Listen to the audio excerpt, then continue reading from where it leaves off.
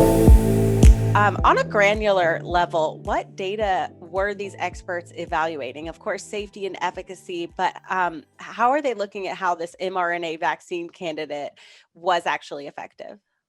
Okay, well, a couple of key points. First of all, everyone has been focused on neutralizing antibodies for all of these vaccines. That's been a key point all of these months, and that's because these are the antibodies that really block infection. So that's something the guidance we have to go by. So far, that's looked really good. Now, the one thing is obviously we just have the data, the 2-month data.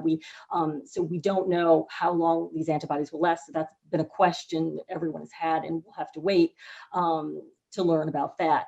Another important thing is about the performance in age groups, in particularly older people, because they've been so vulnerable to the coronavirus.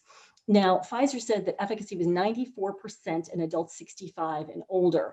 Now, that's great. About 21% of participants receiving the vaccine were age 65 and above, but there were only 4.3% were age 75 and older. So there's still that really elderly population that we don't know about yet. We don't really have a whole lot of data on. Another point was also younger participants. And in fact, two of the no's, there have been some reports that two of the no's from the panel came from panelists who were concerned about the 16 and 17-year-olds who got the vaccine just because there weren't a lot of them. So we don't have a lot of data for the really younger people either, even though coronavirus has not been really dangerous for that population.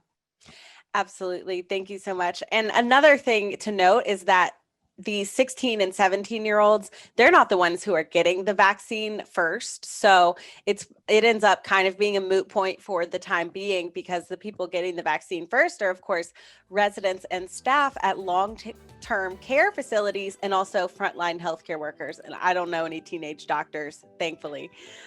So we will have to get some more data there.